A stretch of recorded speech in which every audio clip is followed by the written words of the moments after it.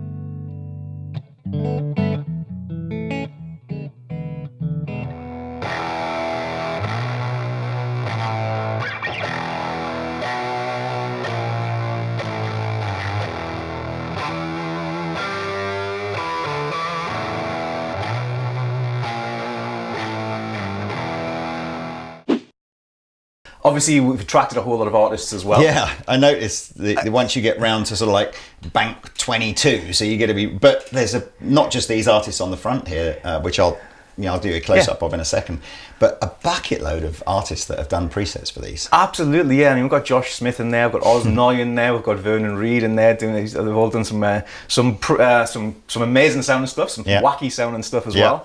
I think possibly the most exciting one for me recently is I'm a big fan of The Cure. The Cure just did their album, their epic album Disintegration. They just did that live from Sydney Opera House and streamed that online, so you can watch it online. And they used Spider amps. So Robert Smith used 4 of the Spider 5 Mark II there as well, Amazing. the 2x12. And it sounded great, you know. It sounded like he always does, you know. It sounded fantastic, and obviously Line 6 is part of the Yamaha group, so we had the whole band using the, you know, I don't know if everybody's aware of this, but MkII is also part of the Yamaha group now as well. So the whole band were kitted out with Line 6, Yamaha and MkII stuff, you know. So it was well, I think was great for me to see.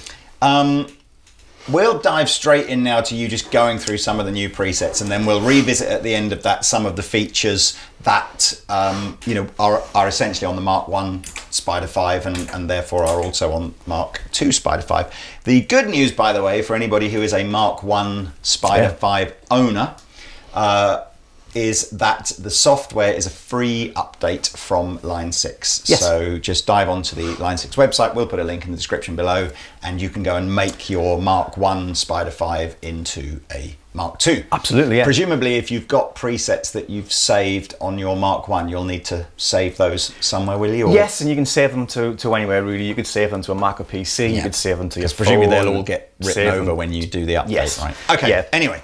So let's have a look. So Paul is plugged into the Spider 5 120, which is the sort of second biggest one, if you like. It's the 120 watt 112. Yep. I've been plugged into the 60, which is half the power, smaller cabinet and a slightly smaller speaker. Behind me is the Behemoth 240, which is the stereo 212, 240 watts. And behind Paul, which you may not be able to see, is the diddiest one, which is the 30, which I think has an 8-inch speaker. And that is more sort of practice amp territory. Yeah. And we've mic'd the cabinet up. So what you'll hear is, we'll annotate it on the screen. Some of what you'll hear will be just the microphones. We've got the stereo DI output on the back, so some of that you'll hear that, and perhaps some as well you'll hear a blend of the two. But whatever you're hearing, I'll make sure that the editing guys put that on the screen. The Spider 60, by the way, everything I'm playing, you're just hearing the mic'd up guitar. Yeah, cool. So yeah, so when you go into your local music store, you'll find that the amp sounds are there straight away. It gets crazier and crazier through the presets as you go through them, but you're going to find sort of amp sounds sort of straight away that just sound sort of, you know, normal. Less crazy, normal. Let's say, yeah. So preset number 1A is a clean.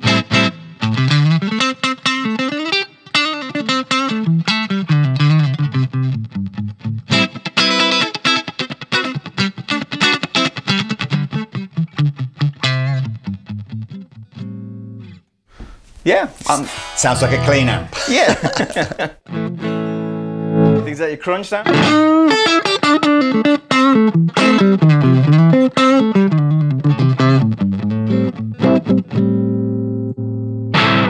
It's getting more and more dirty there.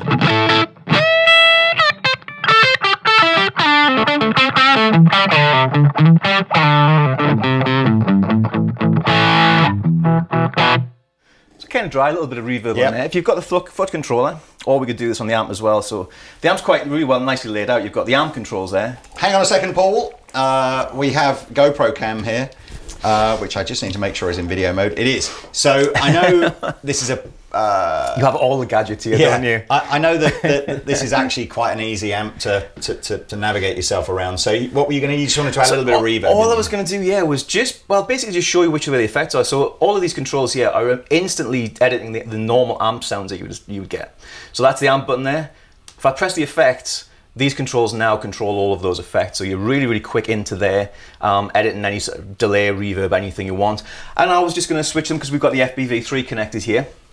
Everything's color coded, like Helix and like all the other stuff coming from Line 6 at the moment. So, you know, instantly green is delay. And being somebody who, you know, it's great having really dry sort of sounds, but there's just times when you just need a little bit of delay.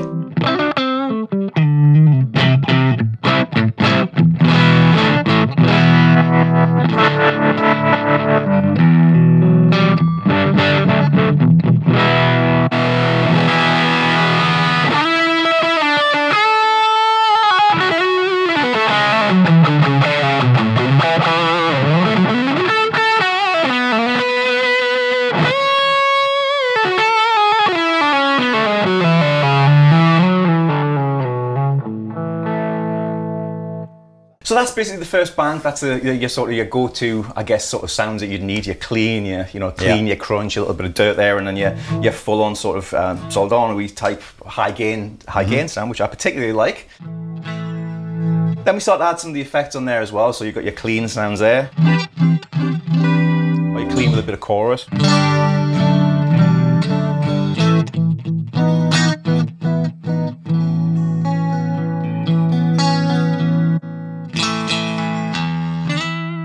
That's nice. Yeah, you got your big reverbs.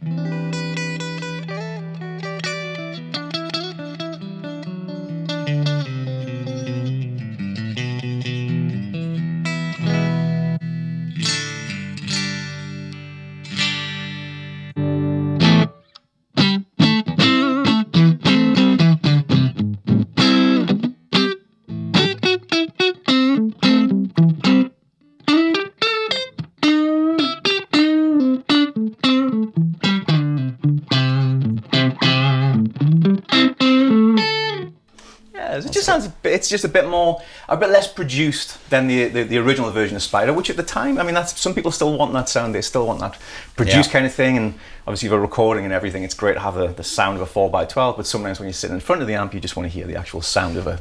Yeah, I remember in that really threw us in the first video that we did of Spider 5 was we found it impossible to mic up properly, or at least impossible to mic up conventionally. Yeah.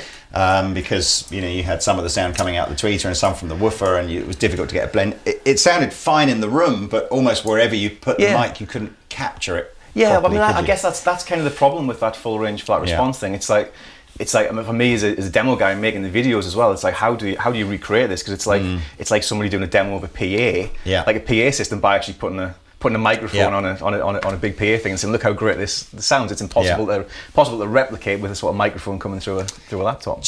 Why don't we swizz through to some of the artist patches?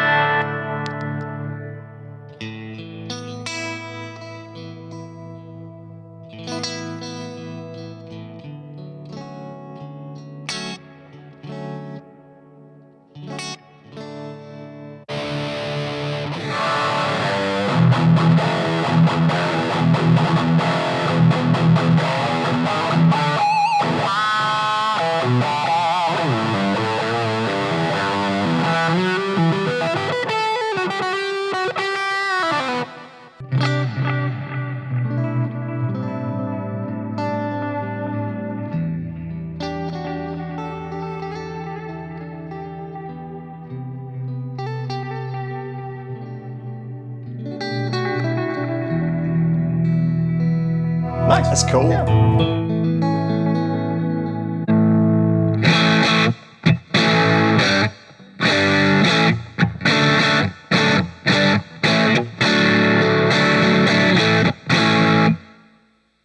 We should say as well, when you're hearing this, obviously the cabinet itself has a single speaker in it, so you'll just get like a mono mix if we're using the mics. But on any of these models, if we use the DI output, the DI is always the option to have a stereo mix, isn't it, out of the DI? Yes. So again, some of those clean sounds with the big swirling things, perhaps we'll use the DI more for those because you'll get that stereo impression. Yeah. Yeah, and obviously and USB as well, because you can record via USB, so all of those. So even this tiny little one here, the 30, USB into a computer with Cubase, which it comes with anyway. You'll get Cubase, so you can record all of these sounds.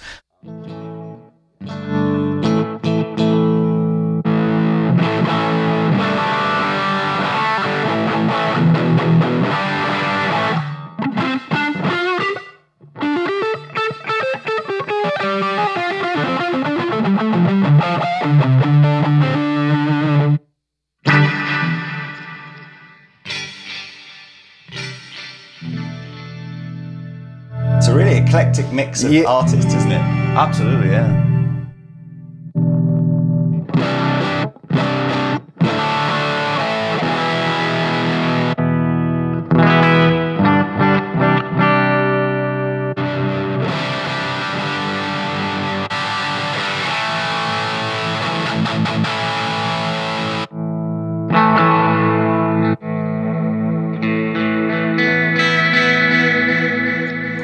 Some great reverby type.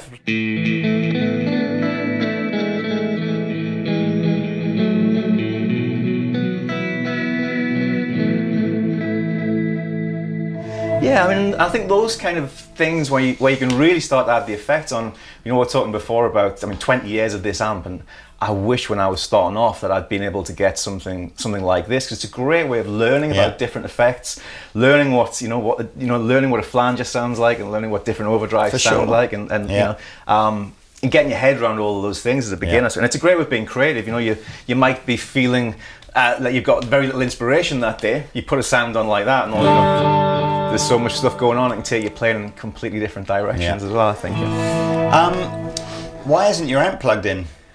So, it's funny. I suddenly don't know. I wonder how many people are watching this going, but his amp's not plugged in, it's all a lie. So all of these amps, I mean, this is a super cool feature. And when we first started doing this, I had very little interest really in wireless systems. But I've just got so into them. I use one all of the time at home now. So all of these Spider amps, with the exception of the smaller one here, you have the option of buying one of the Relay G10 transmitters.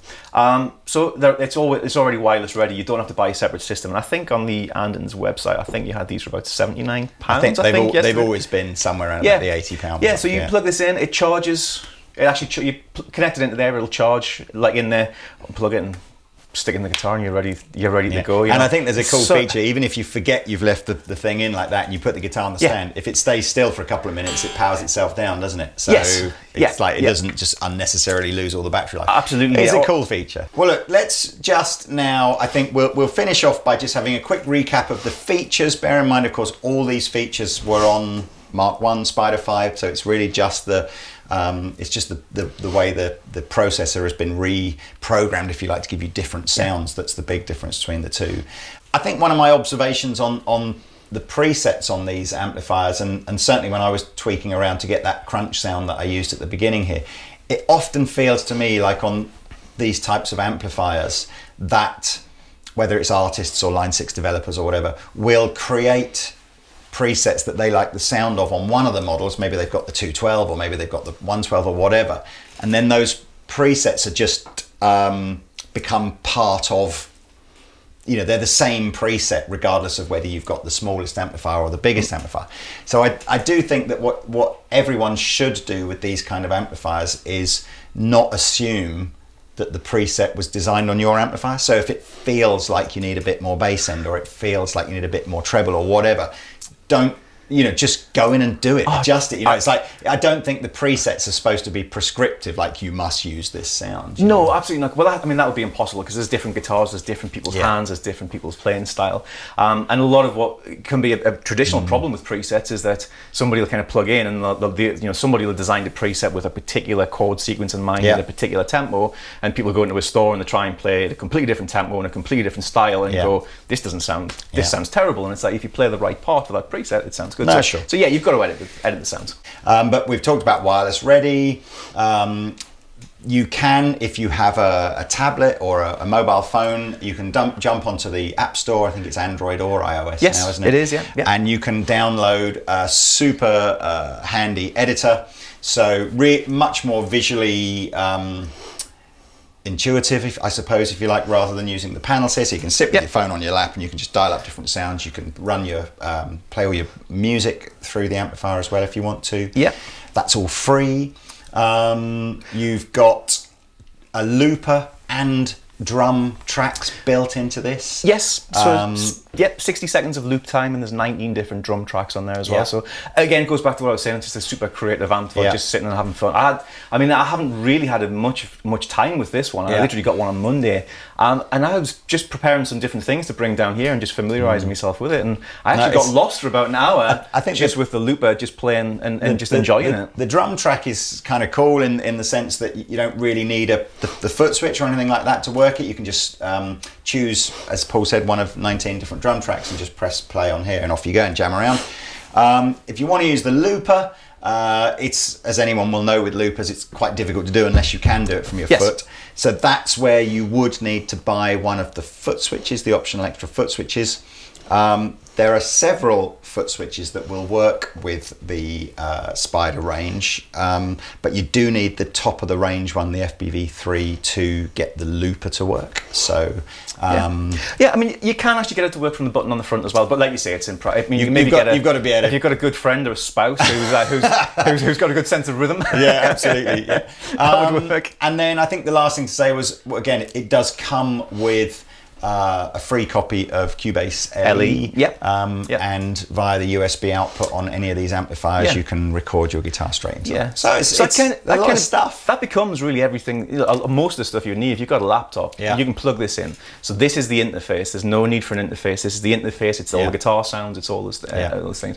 And it's also the speaker, which is full range. As well, you know, so you're literally with a laptop and this, and you're up and running with the guitar. Well, thanks guys for watching. As always, if you like this video, please click that like button, and if you want to see more, subscribe to the channel, and you'll see more videos every day. But that's it. So thank you very much, Paul, for coming in. Always a pleasure. And please take it away, Mr. Hindmarsh.